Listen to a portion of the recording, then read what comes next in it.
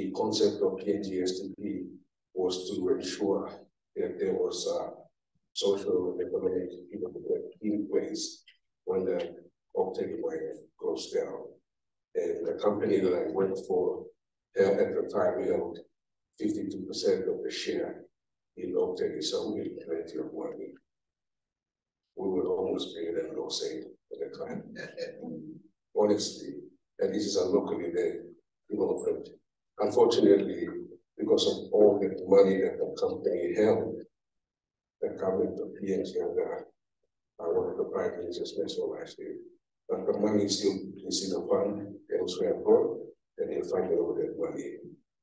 So that's, but if it was successfully operating, it would have continued to support PNG, Western Province, and Western PNG to start. We had a model that was based on what we call as nuclear state smallholder model, where the nuclear state provided the base for smallholders to participate in whatever economic project it was there.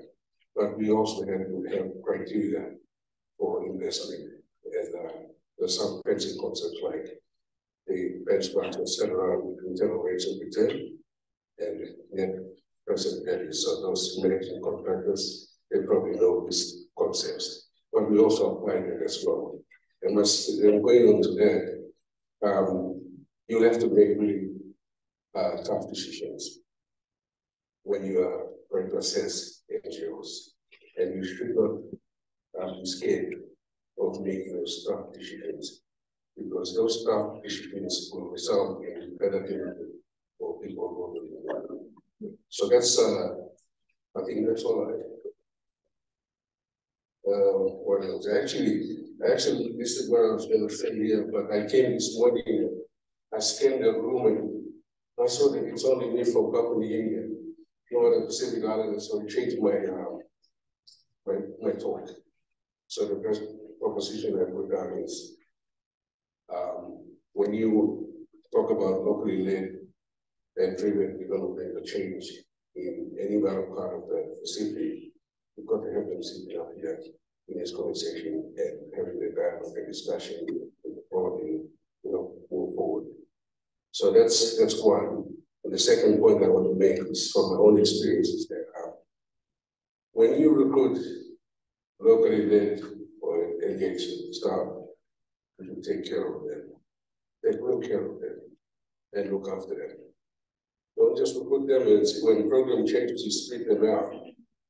That's not the way you conduct business. You have to look after them. And if they're going to say, no, there's no role for you anymore, you say, what is your capacity that we can harvest and make great use of elsewhere in this institution? And you have at your doorsteps a whole lot of expertise. I mean, I'm still doing that work here at ANU. My big role here is to make sure that small Pacific Island countries, particularly core countries, are implementing or developing national security strategies. And to be able to do that, I've got to gain the trust of my Pacific Island colleagues. Because I work for the Australian funded DFAT program and related to security, and trust issue essentially involved. And I have been trying to get Papua New Guinea to review and update its 2013 national security strategy for the last 3 years. Because the trust is there, is suspicion. And so we can extrapolate that to locally recruited and locally engaged staff, that trust issues are still central, even if they're from their own society or from the country. So with those few remarks, I'll hand it over to just to introduce Heidi first, but thank you so much for that, Henry. I think it is a missed opportunity that we do not have more Pacific Islanders and more partners in this room today, and I think we need to be encouraged to introduce and include those stakeholders from the beginning and from conversations like this. So thank you for that. I'd like to now introduce Heidi Ringer. Heidi is an international development and humanitarian professional who is committed to contributing to the development of the Indo-Pacific region. Heidi has over 20 years experience working on programs with an emphasis on strengthening institutions and advocating for inclusion. She's a member of the Locally Led Development Working Group of the International Development Contractors Community. So Heidi, from your varied experiences in this space, what do you think we should consider when it comes to implementing this policy? Thanks, Thenu. Thank you very much for those opening remarks. I completely agree with that.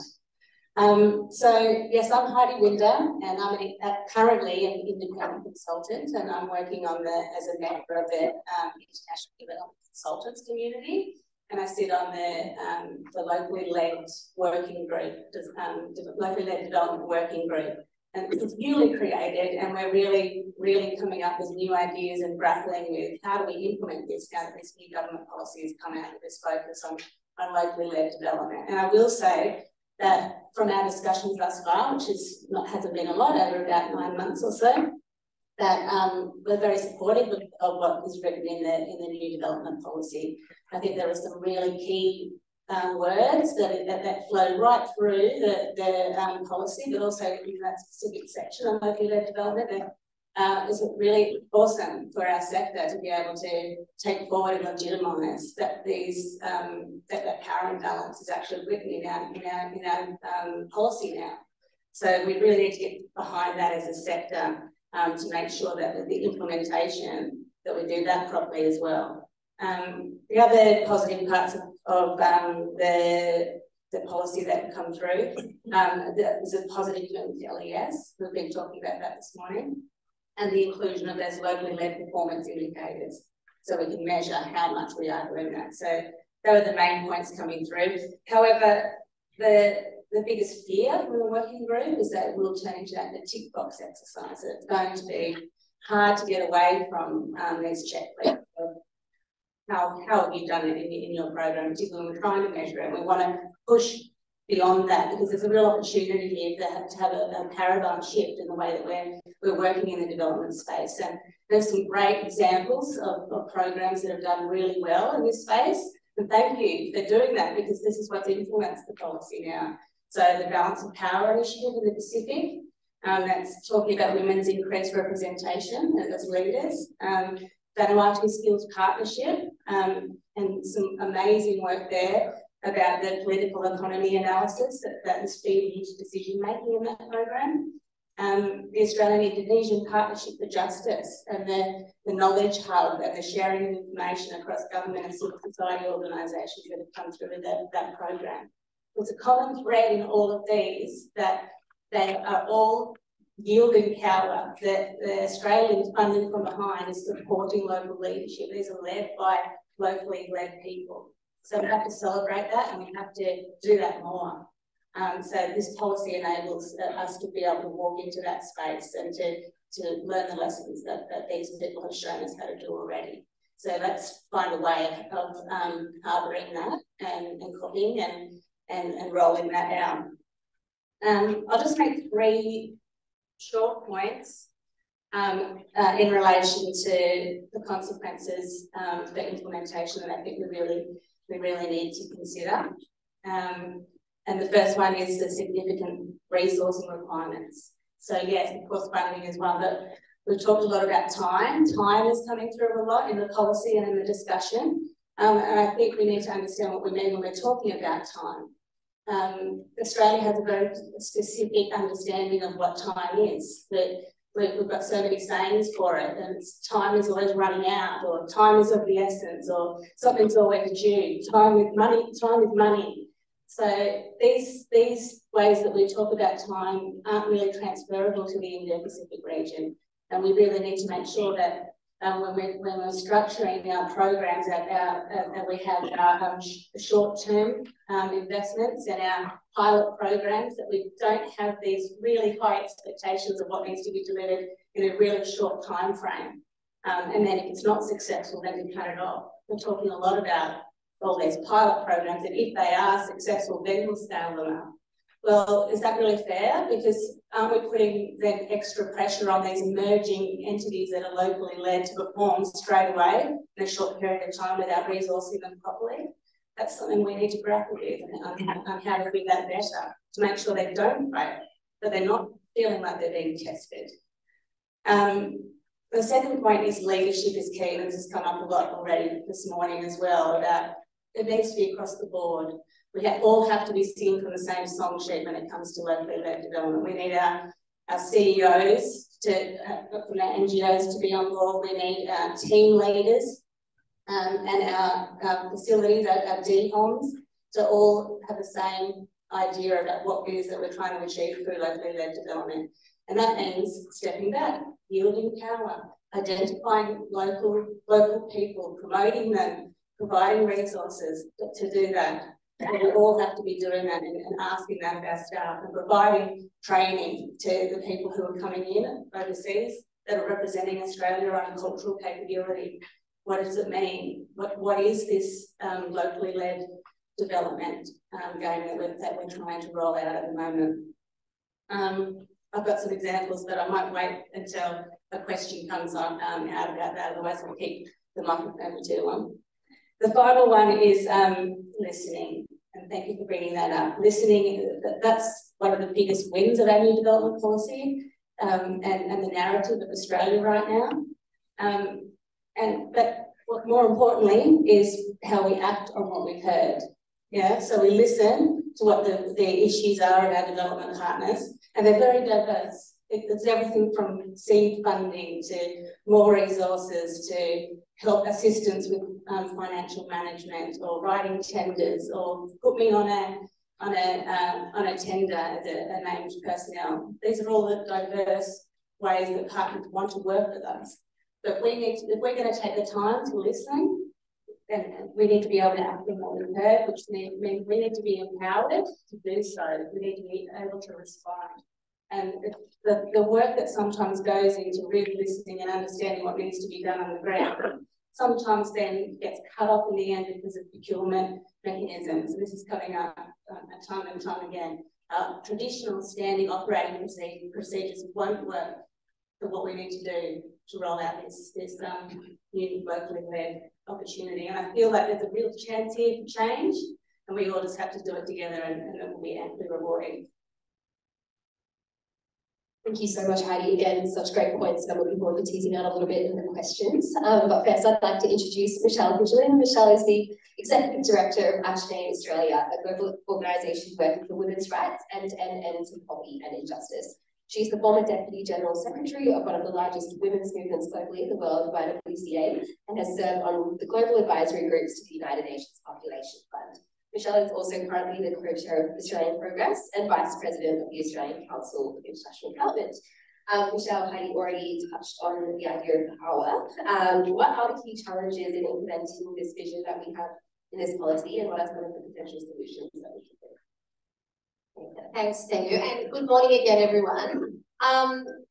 Firstly, I want to welcome the commitment that the government has made to support locally led change. I think this is really important and aligns very strongly with ACTFID member agencies' commitment to driving locally led development and humanitarian action.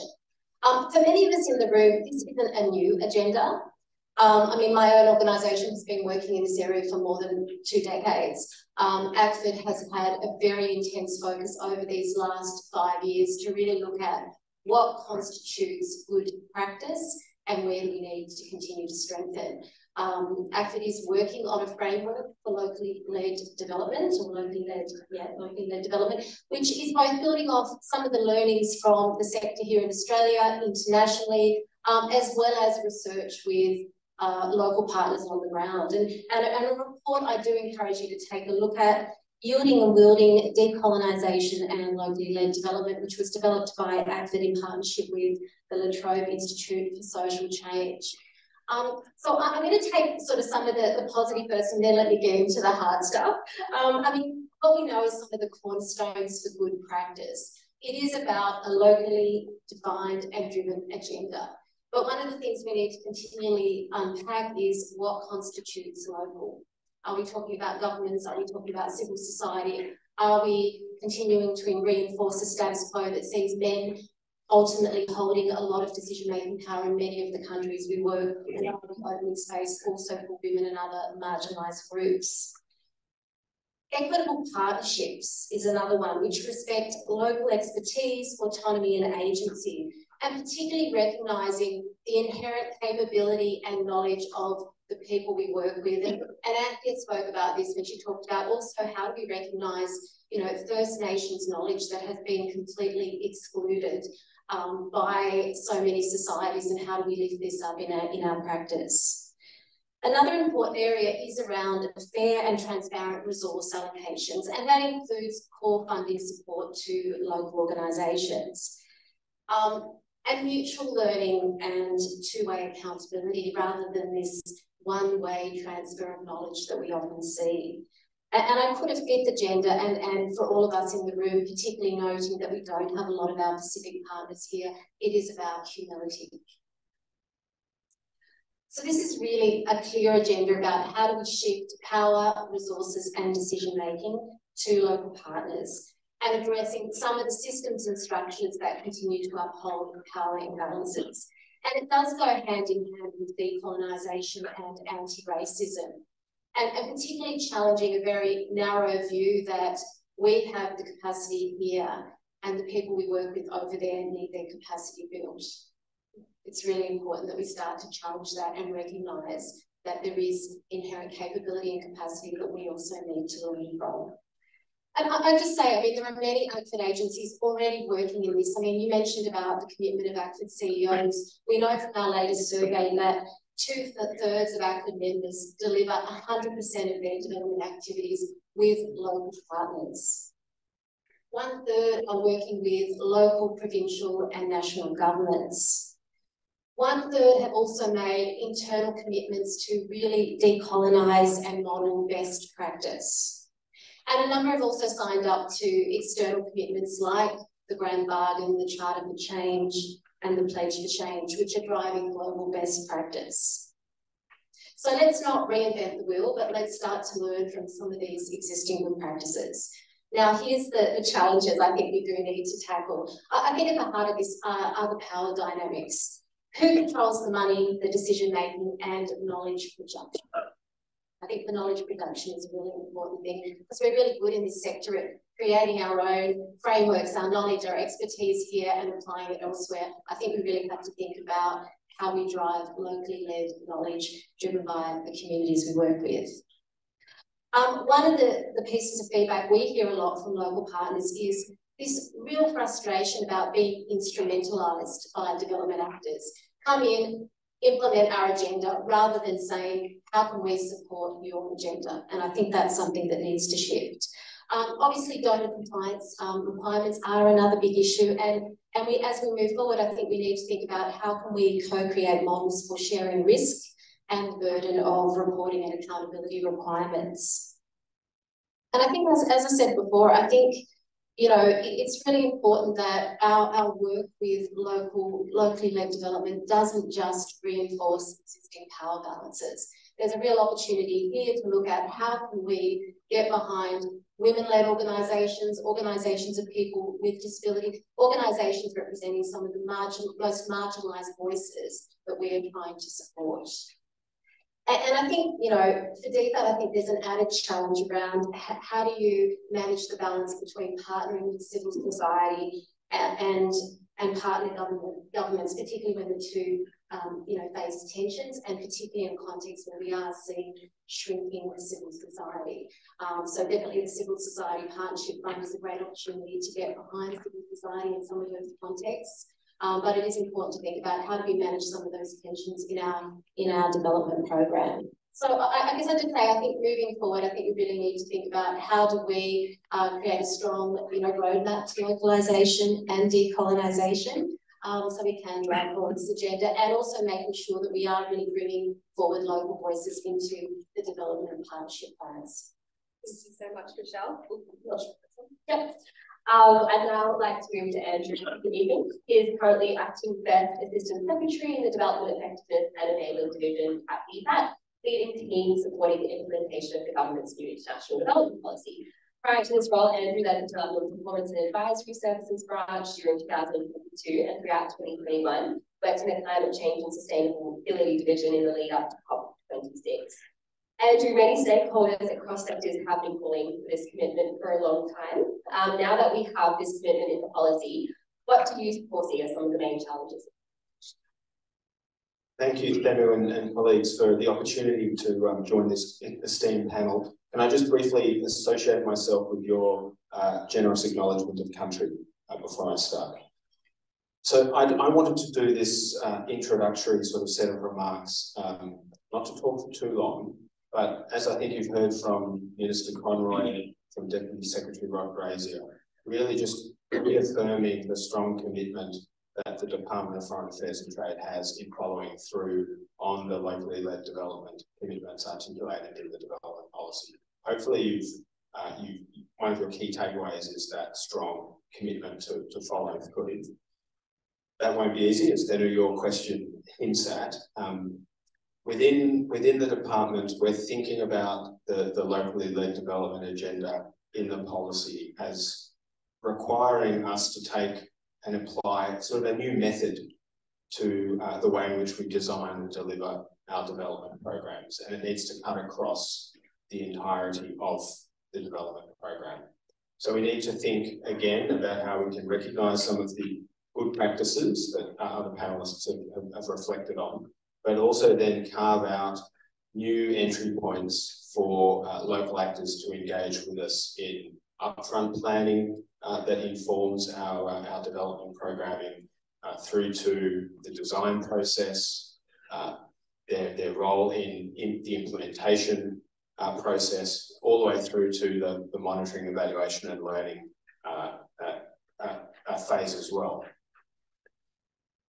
Now, that's going to be it's going to require quite a systematic sort of mindset change within the department, but it's also, I think, going to require us collectively as an ecosystem of development practitioners to also shift in a similar and complementary way.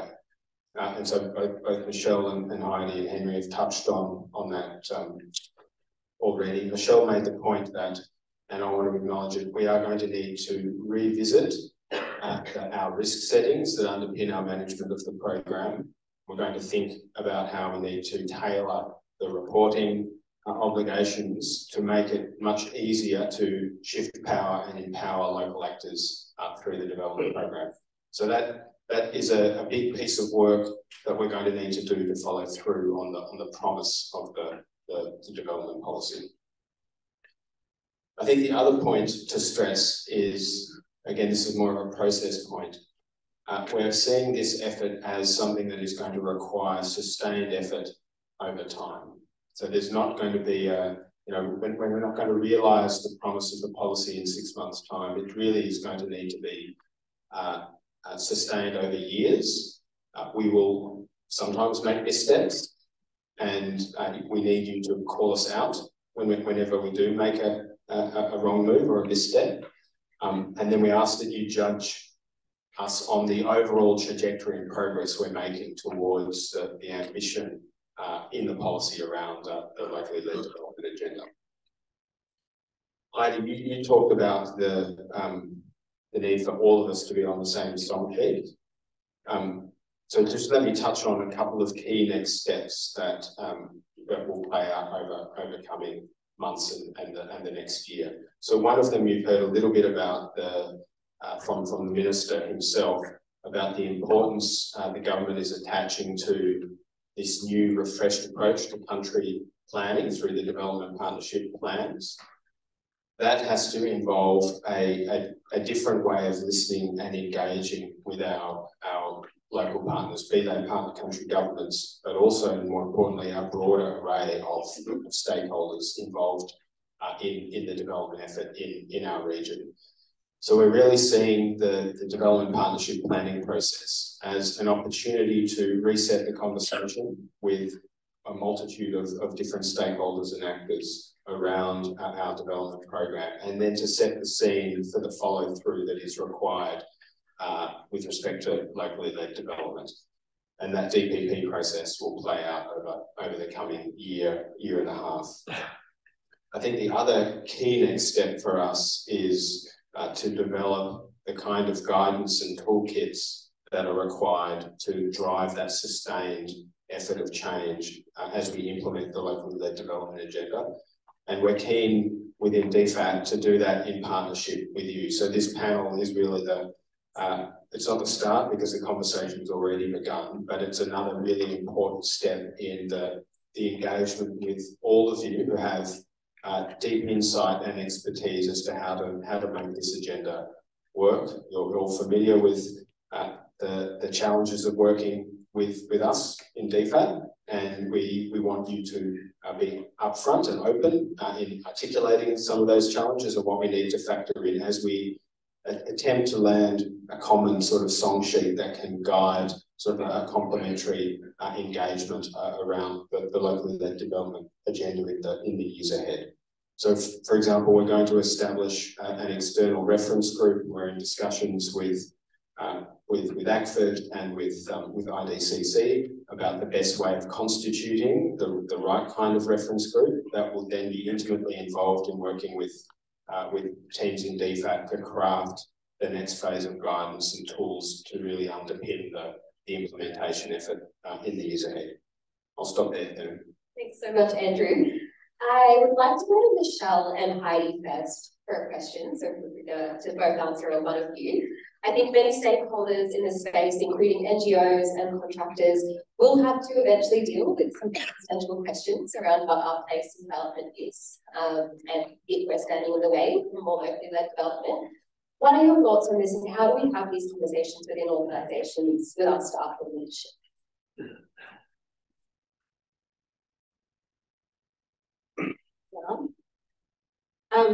Great, yeah. So I want to share a story about how we need to change in the sector, and a story about that long process. When I talked before about the time investment to make this happen, I think sometimes it's unknown how many aspects need to be done for that transition and that yielding of power to happen. And it's not just a willingness to do it, but there's standing operating procedures that exist. So when I was working on the Australian Assist program, which is Australia's civilian deployment capability, we had the leadership team who were really across wanting to diversify the roster and bring Pacific Islanders onto the roster so that they could deploy throughout the region to respond and to bolster NDMO responses. And that was great. And we did training, and we did the normal Red R Australia training programs that are part of the onboarding process onto the roster.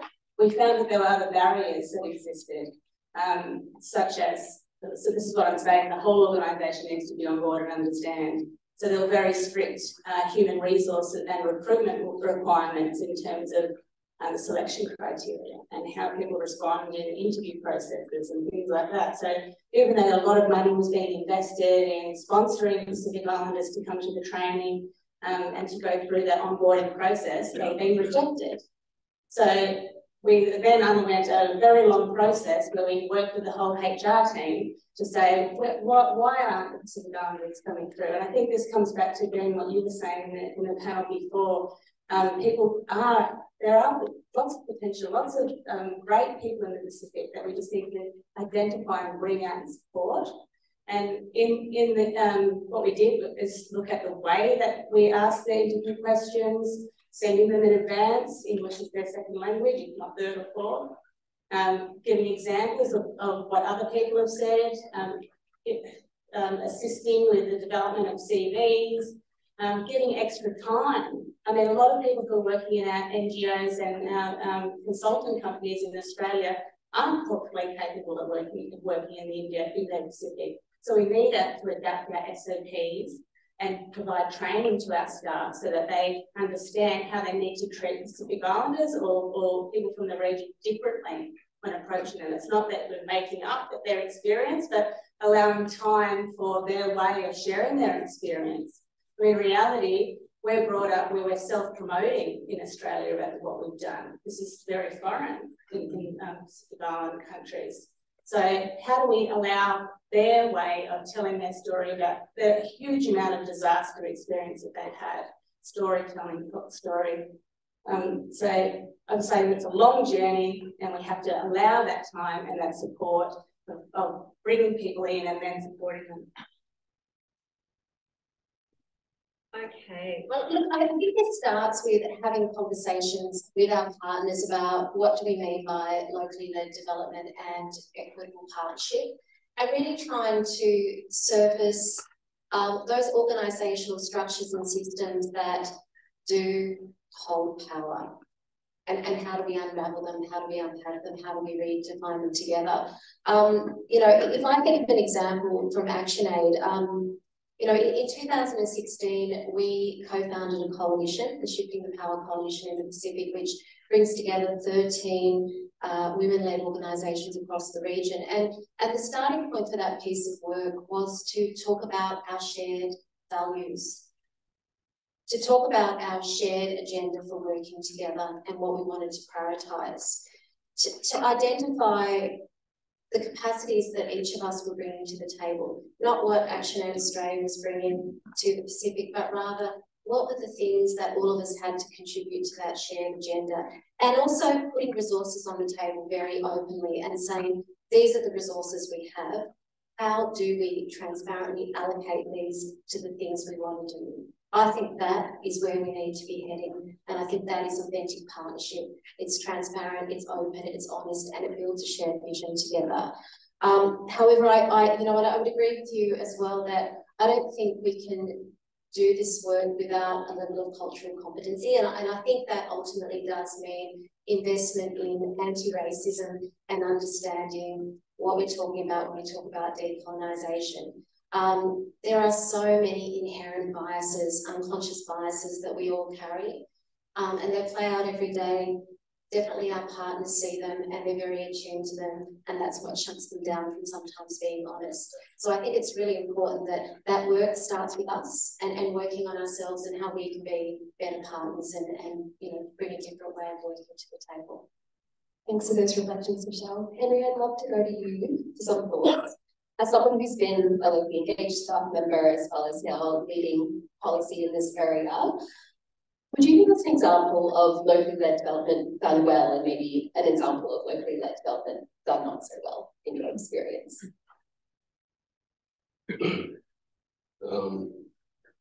Well, there's a couple of examples, but I'll give you an example of my work with PNG Sustainable Development Program with the Lake Bridge project. Now, you know where Oaktree is situated, it's right in the mountains of PNG. And mining is a really exclusive kind of area. So the communities that receive the impact of mining activity from Cabo Below way down to the Fly, get the compensation. The communities outside of that free system don't receive support. And so we identified Lake Murray as a place where we invest. It's a community of like 200 households at the time. We went down there with an agronomist, a financial analyst, and myself as a sociologist. We walked around the whole of Lake Murray, took and went up to the headwaters of Lake Murray as well. And we saw that they planted and harvested rubber, kaplan, which is kind of low quality and high yielding. And so we went into a partnership with Lake Murray, not Lake Murray, North Fly Rubber, and contracted them to work with local communities where they will actually plant the hybrid rubber on their own land. So they own the land and they were trained to do nurseries, plant the rubber trees, maintain them, and then harvest them. But this is where development work sometimes fails.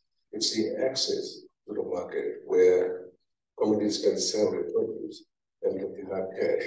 They can spend it. I mean, I don't care what they do with their money, as long as they sell the rubber. Well, North Fly comes with its boat, goes around all the communities now and buys the kaplan. So people have cash. But we also made sure that they had microfinance services where they could, invest their money. So I thought that was a really good example. And because the Malaysians and Thais are cutting down the rubber trees, the price of rubber Highly income is actually very high. So this community is going to be making money for the rest of their lives. But this is the point. When I was going around to all these communities, and one old man said to me, "Can you stop greasing my palm? You sound like a politician who comes to campaign every 5 years." And I said to him, "It's okay. I'm not a politician, but if you don't want to join this thing, that's fine." So, but everybody hopped on, and then he later hopped on as well. So that's an example of, this is what I'm saying about looking at private sector investments that can change and transform the life of villagers, ordinary villagers. And I mean, I'm from the city. I go in there, it just makes my heart. There's no health service. They can't, sell the products. So we hope that we have expanded. But it's very dependent on Oaktree. As the rubber goes up, no fly. They just get onto the Oaktree oil vessels that takes the coffee concentrate out. So I would say its future is dependent on Oaktree being consistent and the support that can go to local investments like this, like rubber. You asked for an example where it's an example where it wasn't very good. Actually, I haven't really encountered one that is really horrible. Everything has to go through, we did what we call financial management and project management for the rural people, public servants that are out in the districts. That was a different program when I was working with that.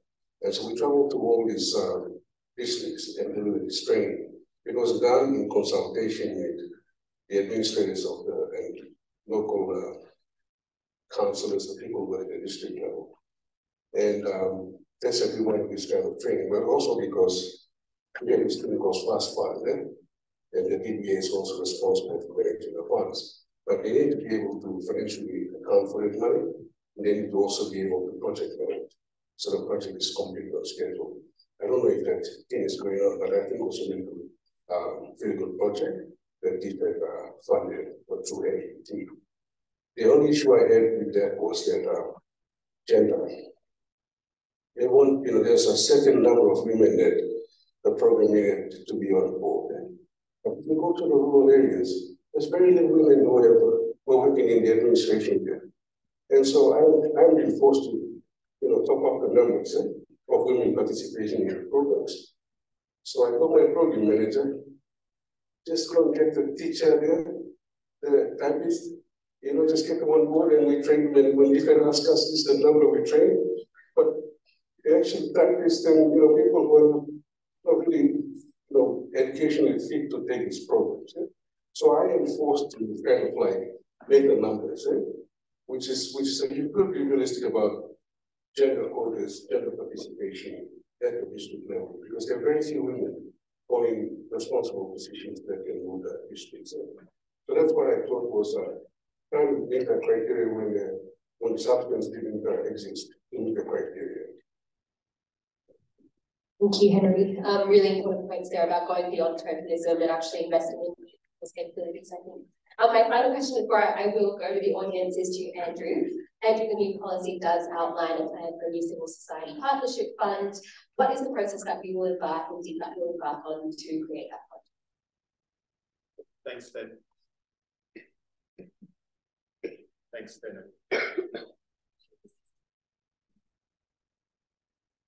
Is that better? Yeah. Thanks, Thenu. So this may not surprise you, but yes, my answer will be focused more on the process. So within DFAT, we think it's important not to announce the scope or the shape of a civil society partnership fund that was announced in the policy, because that would be inconsistent with the discussion we're having about how you need to engage and partner consistent with the locally led development commitments in the policy. So, there are some decisions that need to be taken about the scope and the shape of that new fund. And the way I think about it in connection with the locally led development agenda is, and this may be a crude analogy, but I like ice cream. So I think of the locally led development agenda as being the sundae and the Civil Society Partnership Fund is the cherry on top, or the sprinkles. But it's really, and it really needs to reinforce and add ballast to the effort to ensure that we are baking in the locally led method that I've discussed across the broader development program. And that's the most important high level commitment. And then we need to engage in a sort of co-design process in a way that's very similar to the approach I outlined for investing in engagement to inform guidance and tools for the broader locally led development agenda, and get partners' inputs into how we can use the fund to tackle concerns in the region around the shrinking space for civil society organisations, or how we would use the fund to help strengthen regulatory frameworks for larger civil society organisations in the key regions and countries that we're working in, or how we could use the fund to help strengthen the capabilities of key local civil society organisations so that they're more ready to absorb direct financing from the development program. But that speaks to quite a complex design process that is yet to play out. But it's a design process that needs to be done in close partnership with the local civil society actors that we want to work with on the ground across the region. Great, thank you so much, Anne. Thank you for those insights. We will now go to audience questions. I'll take 3 at a time. So Matthew, we'll start with you. We've got one up the back and up there as well.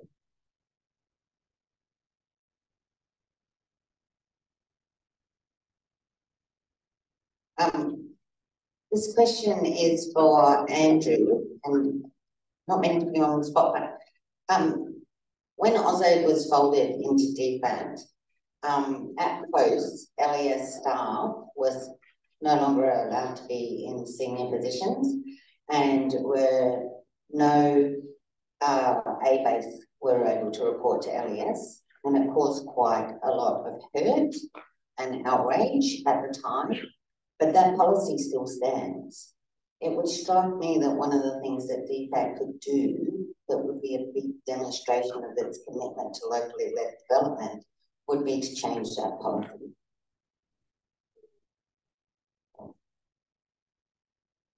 Yeah.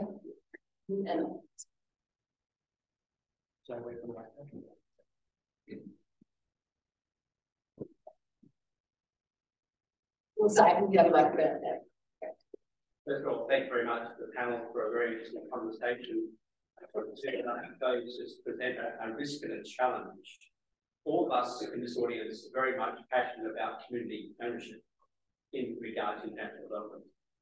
But in other places, building on experience working with First Nation communities right around Australia, working in PNG, it's very hard sometimes to know who you should engage with that represents the community from a diverse perspective, but also in terms of what the established governance mechanisms are.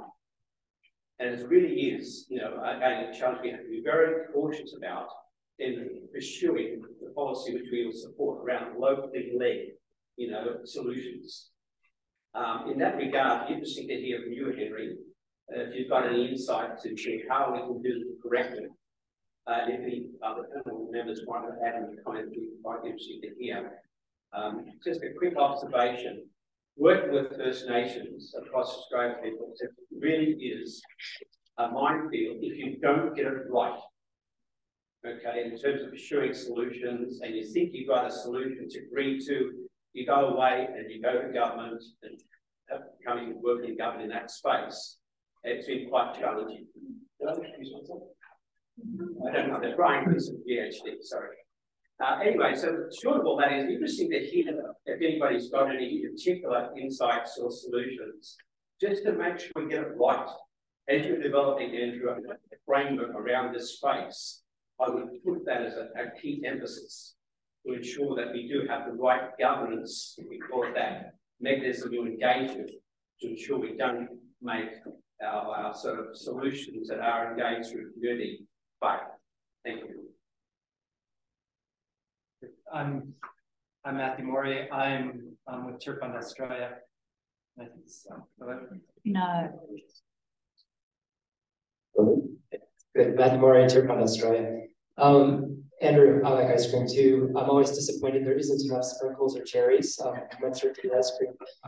You didn't speak to the quantum that you're thinking about, and I realize it's early days in terms of developing the mechanism. I understand there's not new money, but interested just to have a sense of trajectory on quantum on that. And the other question to the whole panel, Michelle, you mentioned the challenges with risk and compliance. And I think that's a theme that we've heard from local partners around the world as they grapple with institutional donors. And that's the dissonance in thinking or approaches towards risk and compliance and what it means for local partners. So I'm interested to hear maybe some examples of how that can be broached for the panel. Thank you for those questions. I'll go to Andrew first. So maybe if you could answer together, Andrew, the question about locally engaged staff and leadership, and then also Matthew's question about the quantum. Yeah, thanks, Bernadette. No, you haven't put me on the spot, just a little bit. I think I can say this in this forum. So there's actually not a policy that restricts senior locally engaged staff at post managing A-based staff. There is a cultural resistance to that within DFAT. So it's an issue of culture rather than policy. And through various mechanisms where we're trying to challenge that culture. So the division I'm currently leading invests in what are called development program health checks to sort of try and diagnose some of the key development capability challenges confronting a particular post and feed them back to the centre. And we're using that health check sort of mechanism to try and surface some of the challenges around LEA-based engagements at post. That's an ongoing conversation that's largely internal within DFAT. But we're also really trying to leverage this locally led development agenda as a new inject into that ongoing conversation. So we see, and we've actually formally tasked now our posts to nominate a senior locally engaged staff member at each post to lead the next phase of in-country locally led development consultations that we want them to have with partners and stakeholders, and get them to empower, or get posts to empower the locally engaged staff to really own and drive that agenda. That is one of the messages that I'm hoping Minister Conroy will speak to our HOMs when he addresses them tomorrow. So he alluded to the fact he's addressing HOMs tomorrow, so that's his talking points. So on budget for the Civil Partnerships Fund. So I think, yes, there's no new money attached in the policy to that initiative. And so further work has to be done on the initial sort of scoping phase to develop the concept before we can have a sensible conversation with government about what the budget ask for the Civil Society Partnership Fund needs to be. So that's part of the next phase of work there. Okay, let me tackle the other two of those questions. The sort of the risk and challenge of working in communities. And, you know, I think it's fair to say that we know in the Pacific that a lot of visible and formal power is held by men. I think that's a reality. And if we only engage with that formal power, we will completely miss women in communities, and gender equality will not advance. And I mean, I think there's a reason why we are in a region that has some of the worst gender outcomes globally, particularly around women's participation in public life. From our experience in Vanuatu, and because I think we know you have to be sensible, you can't be disruptive around these agendas because it can be difficult. I think we have really focused on investing and supporting the leadership of local women leaders. That has been a cornerstone of our work, and how to support them to drive the agenda in their own way, and also start to organise and mobilise other women in the community. because this agenda does need to be locally driven. It needs to be respectful of custom. I think that's really important. But if we don't start working with those who are excluded from decision-making structures, we will continue to see a growing divide around, particularly around poverty and inequality. And I think I'm really proud to say that, we started in 2015 in Vanuatu. There are now 9,000 women who are part of an organised network who are influencing and engaging with the formal decision-making spaces. So it is some progress and it does take time, but it does need to be culturally relevant. I think on this issue of risk and compliance, I think the first thing I would say is it needs to be really aligned to the resource window. It is absolutely unacceptable to have the same expectations of a partner that receives 10,000, 50,000 versus another that receives $1 million. So I think it does need to be aligned to the level of risk we're talking about. I think we also have to start to co-create some of these systems together. This is an agenda that has been driven from Australia. I think now we need to also open the space to hear from our partners about how we can have systems that also work for them. I think that is part of driving a locally led agenda. I also think that this is also an opportunity in a space for Australian NGOs. We do play an important role. We go through a very rigorous accreditation system to manage risk and compliance on behalf of DFAT, and I think we can play a role also as intermediaries in managing some of that directly with local partners.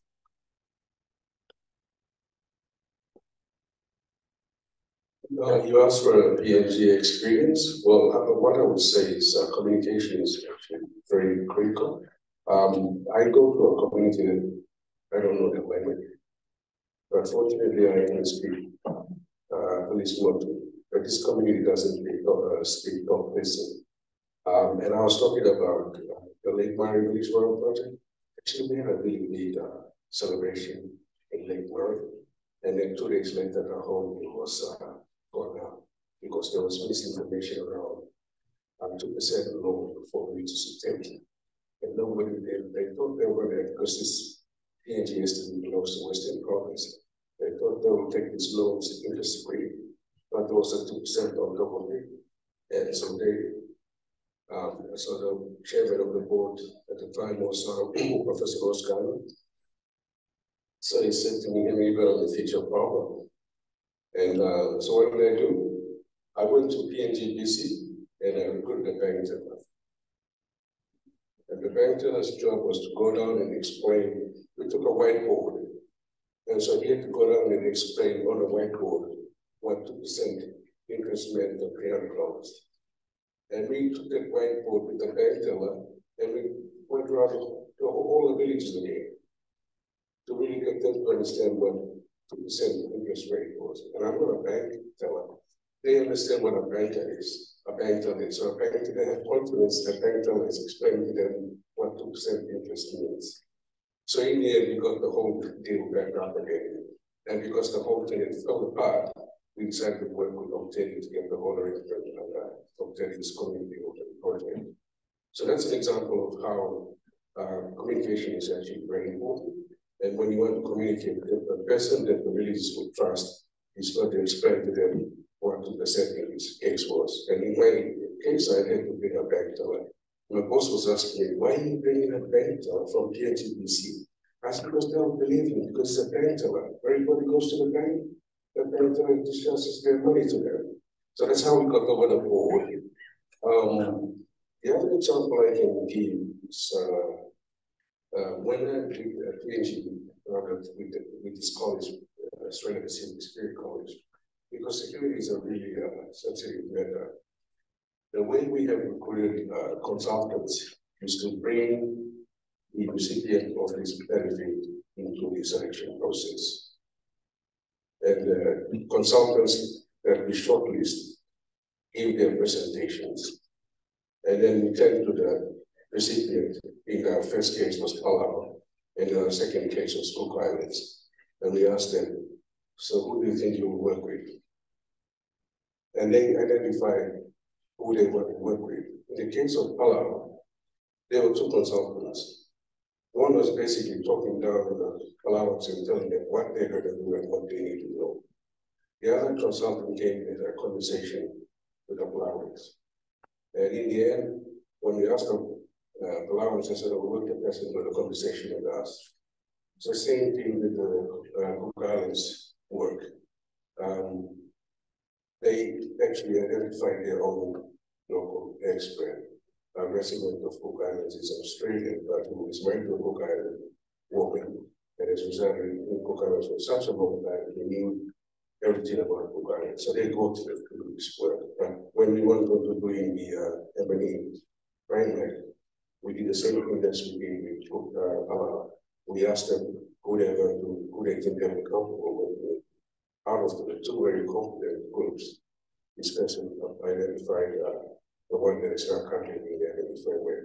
So it's basically you have to trust the beneficiary to make the call. Because if you're unable to trust the person that you're going to be good, then you're not going to complete your work.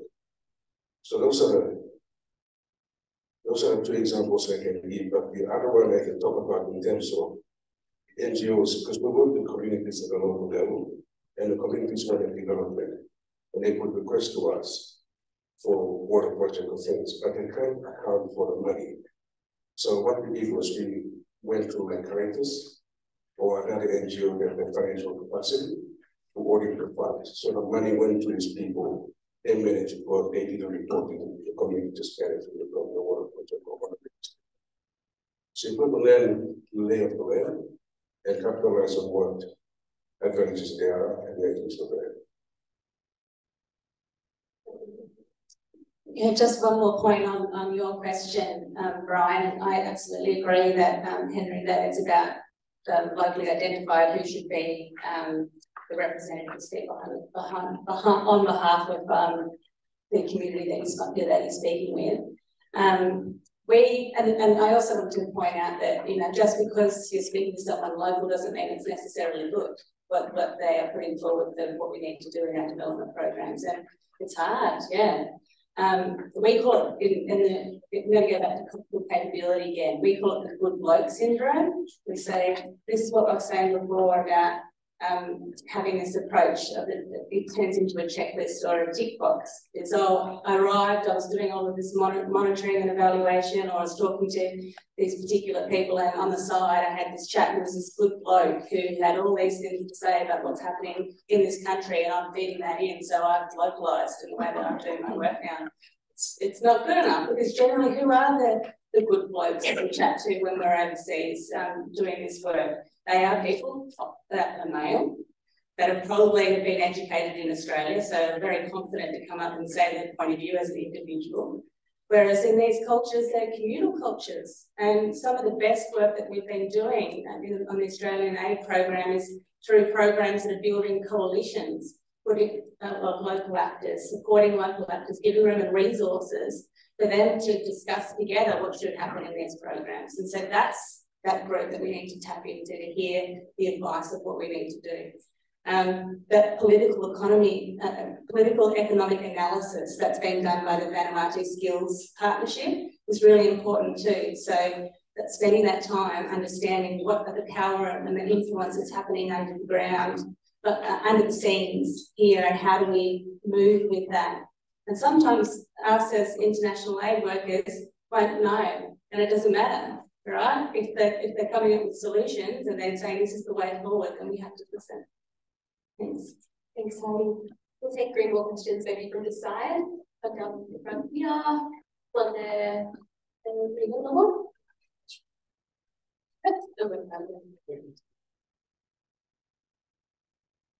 Thanks. That's how good I am with technology. Michael, good evening. This might be a question for Andrew, but others might want to go at it. So we heard from the Minister this morning about development being at the centre of the tools to statecraft. And we've had previous governments, Australian governments, talk a lot about the development program as part of Australia's soft power diplomacy. But it seems to me with a locally led development agenda that is much more front and centre, which I think we all think is vital and are celebrating. There's an inherent tension there because if we're serious about locally led development, we as Australia and DFAT as the development agency needs to be prepared to be standing behind local spokespeople, local delivery partners, local power brokers, and putting them in the spotlight rather than taking credit for it for Australia, and pushing relentlessly the Australian aid brand, which was part of my job for quite a while in AusAid. Is DFAT and are we as Australians ready for that?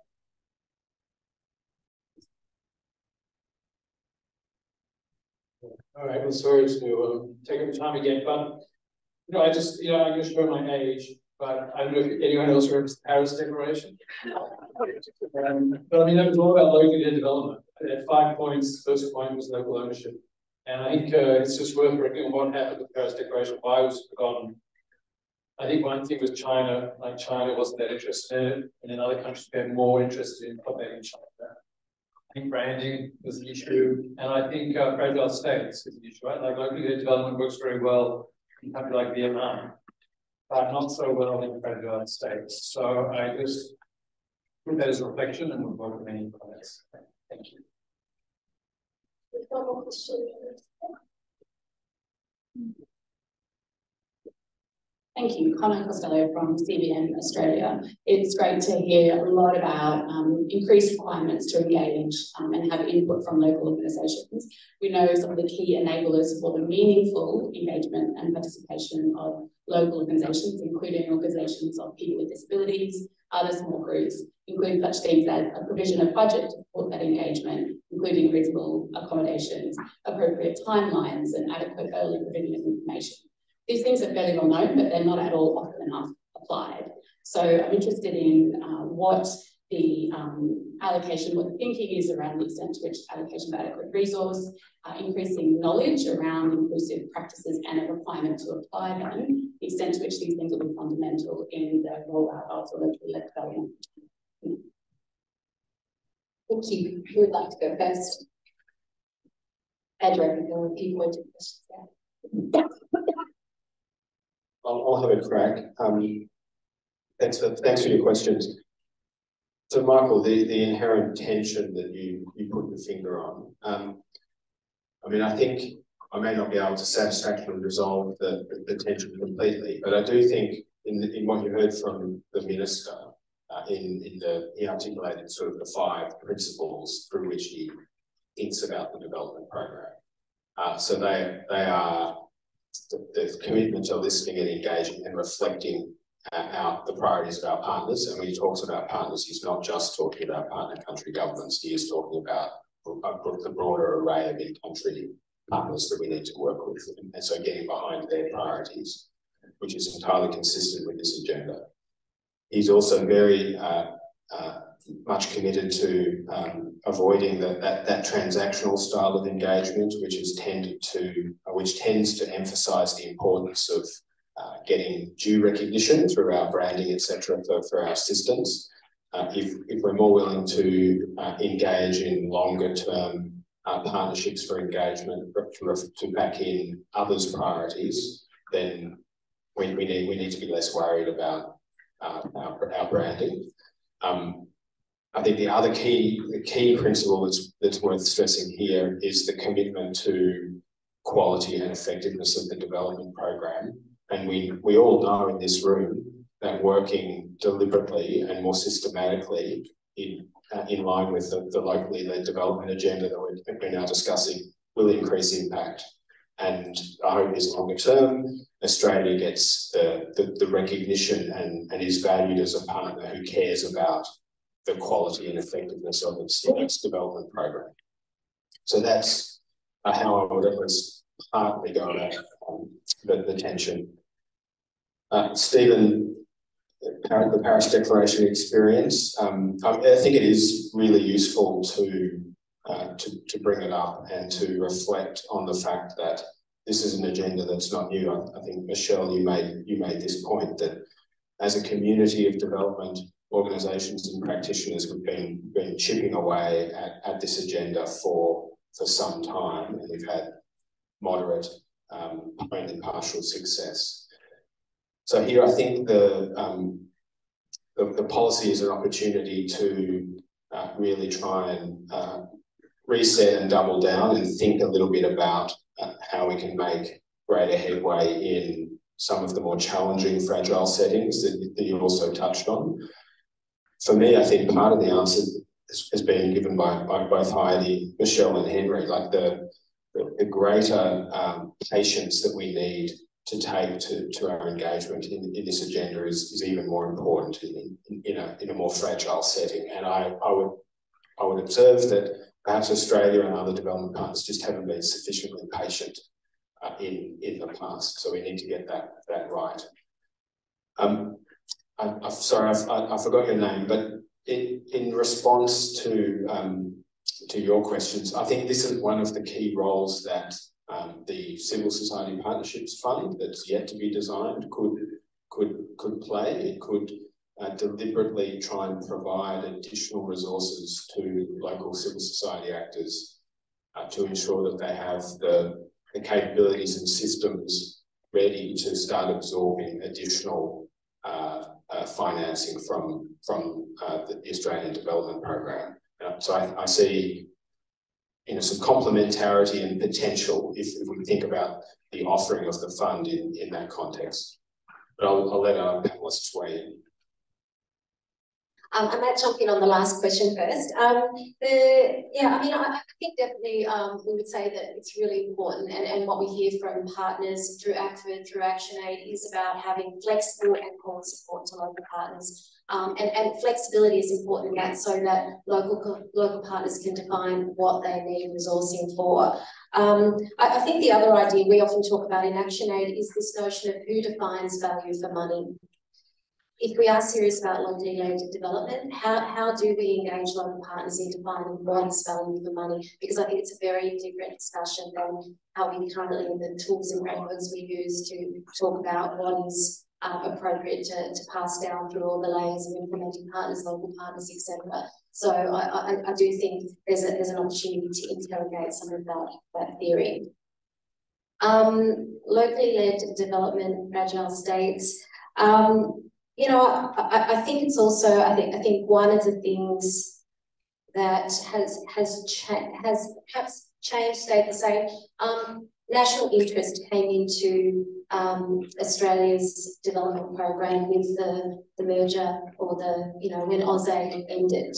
And I think sometimes we have to get back to the basic principles of locally led development, sustainable development, ending poverty, and some of those basic things should be at the heart of good development practice, and think about where the tensions lie when we do put national interest alongside that. I think we can definitely see some real progress in the new development policy, but I think there's still more to be done. I would say that I think locally led development is critical to fragile states. I think if we don't find ways to invest, then that situation just continues to get more and more secure. And I think all the contexts we work in where people are living in fragile states, there needs to be investment in long-term locally led development, but also how we work through some of the political challenges of that.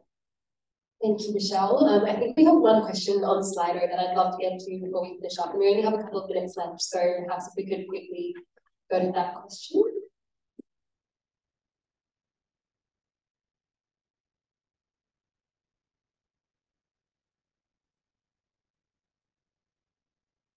So the question from Slido is from Dita, and it's for Andrew. To what extent is DFAT monitoring the unintended consequences and risks associated with locally led development? Is there any mechanism within DFAT to ensure locally led development is contextually appropriate? Thank you for that question. So I guess one of the reasons, and this has been a focus of maybe a modest critique in the way in which the policy and the performance and delivery framework has been received, is that there's not a harder sort of funding target that is part of the suite of performance indicators reinforcing the locally led development agenda. And in part that is because we recognise the need to take a very context-specific approach to implementing the locally led development agenda across different regions and across different countries. And a funding target would arguably encourage more of a one-size-fits-all approach to implementing the agenda in the years ahead. So when I talked about the thinking within DFAT about locally led development being a method of engagement that needs to be implemented across our programs, and that needs to be done in a contextually specific way. And as we build baselines for the locally led development performance indicators and start collecting the performance information on how the implementation of the agenda is being rolled out across the different programs, and how we engage with partners on all of that information, I hope that we're able to identify and then discuss and course correct when we may be applying a particular approach that's not sufficiently context specific. Thank you, Andrew. I think that brings us to the end of time. So we'd just like to invite you all to give a huge round of applause for our panelists today. Please go ahead. We are nuanced insights, I thought, into how we can put this into practice. And I think the final thing I would like to say is that what I took away from this discussion is that it's going to take courage, it's going to take accountability, and ultimately it's going to take a lot of us letting go of power. And that's power that we've held in our institutions for a very long time. And I think it involves not only a few organisations, it involves not only the government, but all of us to hold up a mirror, continuously learn from our mistakes, and take it forward from there. So thank you all for joining this conversation today. And as Henry said, we need to do better at not just listening, but also hearing and being led by our partners. So thank you.